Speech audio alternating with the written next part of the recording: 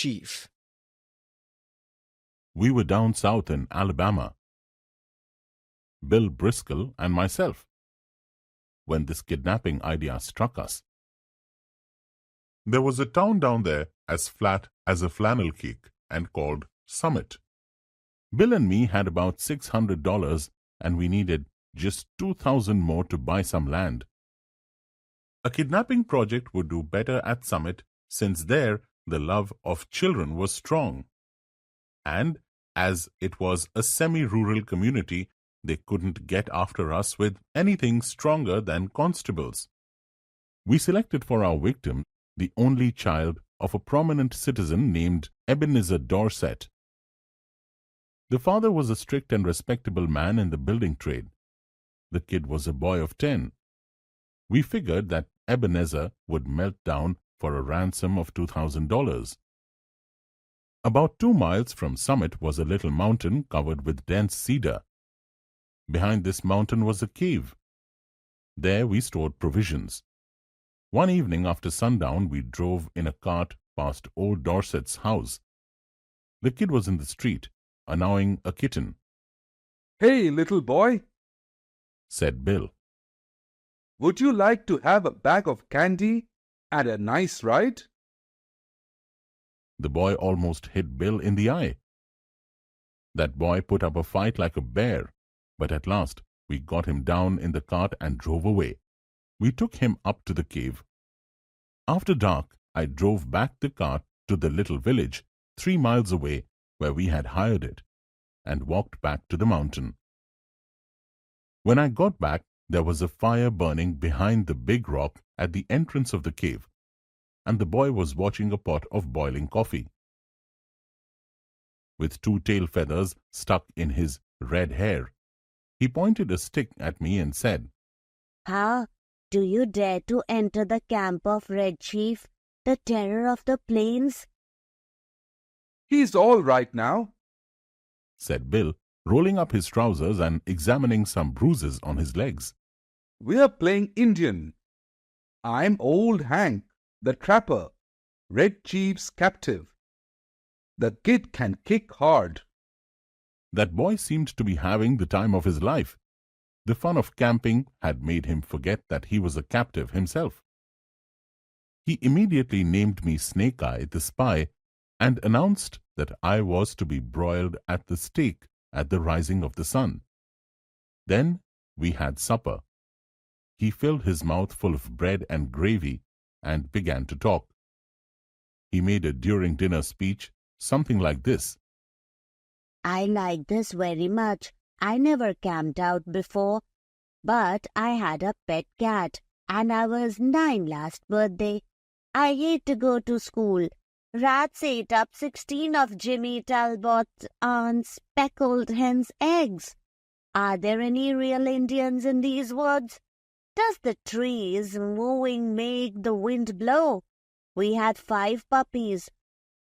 What makes your nose so red, Hank? My father has lots of money.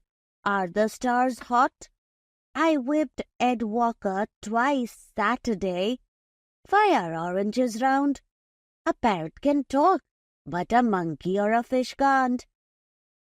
How many does it take to make 12? Every few minutes he would remember that he was an Indian and pick up his stick rifle and go to the cave to search for enemy spies. He would also let out a war cry that made Old Hank, the trapper, shiver. That boy had Bill terrorized from the start. Red Chief said to the kid, "Would you like to go home?" What for? said he. I don't have any fun at home. I like to camp out. You won't take me back home again, Snake Eye, will you? "Not right away," said I. We went to bed about 11 o'clock. We spread down some white blankets and quilts and put Red Chief between us. We weren't afraid he'd run away. He kept us awake for 3 hours. At last, I fell into a troubled sleep and dreamed that I had been kidnapped and chained to a tree by a ferocious pirate with red hair. Just at daybreak, I was awakened by terrifying screams from Bill. It's awful to hear a strong, desperate, big man scream in a cave at daybreak. I jumped up to see what the matter was. Red Chief was sitting on Bill's chest with one hand twined in Bill's hair. In the other, he had the sharp case knife, and he was trying to take Bill's scalp, according to the punishment that had been given to him the evening before. I got the knife away from the kid, but from that moment, Bill's spirit was broken. He lay down on his side of the bed, but he never closed an eye again in sleep as long as that boy was with us. I dozed off for a while, but along towards sunup, I remembered what Red Chief had said, and I sat up and leaned against a rock. "What you getting up so soon for, Sam?" asked Bill. "You're afraid. You were to be punished at sunrise, broiled at the stake, weren't you? Isn't it awful, Sam? Do you think anybody will pay money to get a little imp like that back home?" Sure, said I. A rowdy kid like that is just the kind that parents love. I then went up on the peak of the mountain. I expected to see the villagers looking for the kidnappers. But what I saw was a peaceful landscape. When I got to the cave, I found Bill backed up against the side of it, breathing hard, and the boy threatening to hit him with a rock half as big as a coconut. "He put a red-hot boiled potato down my back," explained Bill, "and then mashed it with his foot. And I boxed his ears." I took the rock away from the boy. After breakfast, the kid took a piece of leather with strings wrapped around it out of his pocket and went outside the cave unwinding it. "You don't think he'll run away, do you, Sam?" said Bill anxiously. "No," said I. "He doesn't seem to be fond of home. I think people in Summit haven't realized yet that he's gone. His parents may think he's spending the night with Aunt Jane or one of the neighbors. Anyhow, he'll be missed today." Just then we heard a kind of war cry. It was a sling that Red Chief had pulled out of his pocket, and he was whirling it around his head. I heard a heavy sigh from Bill. A rock the size of an egg had caught Bill just behind his left ear. He ran around like a madman and fell in the fire across the frying pan of hot water for washing the dishes. I dragged him out and poured cold water on his head. I went out and caught that boy and shook him. "If you don't behave," said I, "I'll take you straight home," I was only having fun. said he sullenly. I didn't mean to hurt old Hank. I'll behave, Snake Eye, if you won't send me home. "Mr. Bill is your playmate for the day," said I. "I'm going away for a while on business. Now, you come in and make friends with him and say you are sorry for hurting him, or home you go at once." I made him and Bill shake hands. I told Bill that it was best to send a letter to Old Man Dorset demanding the ransom. "You know, Sam," said Bill, "I've stood by you in earthquakes, fire and flood, in police raids, train robberies and cyclones. I never lost my nerve yet till we kidnapped that two-legged skyrocket of a kid. You won't leave me long with him, will you, Sam?" "I'll be back sometime this afternoon," said I. "You must keep the boy amused till I return." Bill and I got paper and pencil. Bill begged me to make the ransom $1,500 instead of $2,000. He felt nobody would give up $2,000 for this wild boy. I agreed, and we wrote a letter. Ebenezer Dorset, Esq. We have your boy. We demand $1,500 to be left at midnight tonight at the same spot and in the same box, as your reply as hereinafter described. After crossing Owl Creek on the road to Poplar Cove, there are 3 large streets about 100 yards apart. Close to the fence of the wheat field on the right-hand side, at the bottom of the fence post, opposite the 3rd tree, will be found a small pasteboard box. Place the answer in this box and return immediately to Summit. If you attempt any treachery, you will never see your boy again. 2 desperate men.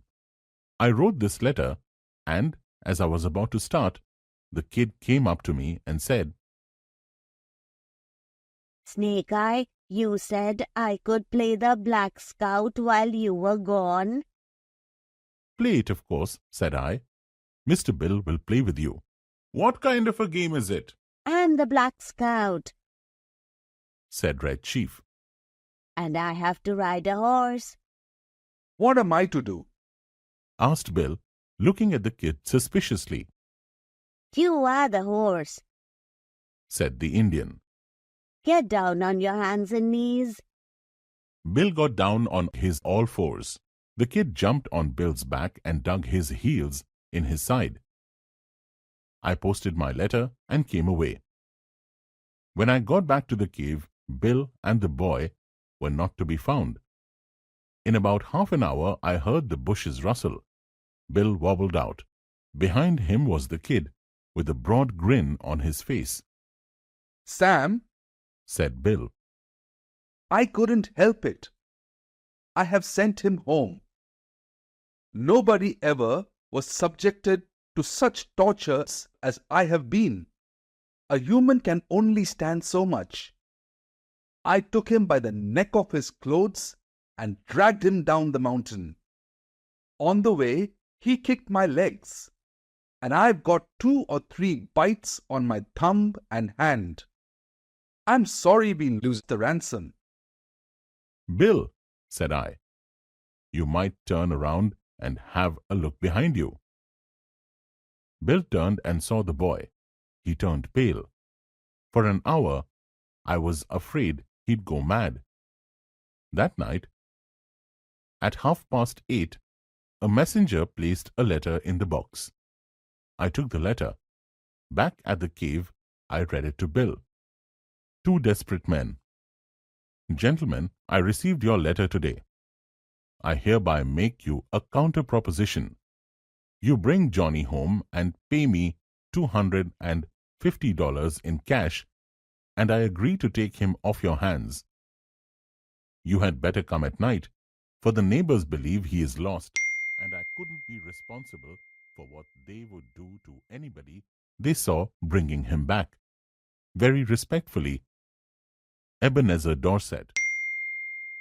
Bill had the most appealing look in his eyes. Sam, Said he. what's $250 after all? You aren't going to let the chance go, are you? Bill, we'll take him home, pay the ransom, and get away, said I. We took him home that night. Bill paid $250 to Dorset. When the kid found out that we were going to leave him at home, he started up a howl and fastened himself to Bill's leg.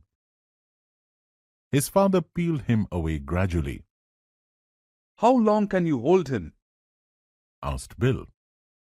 10 minutes. Enough. Said Bill. And as dark as it was, and as fat as Bill was, and as good a runner as I am, he was a good 1.5 miles out of Summit before I could catch up with him.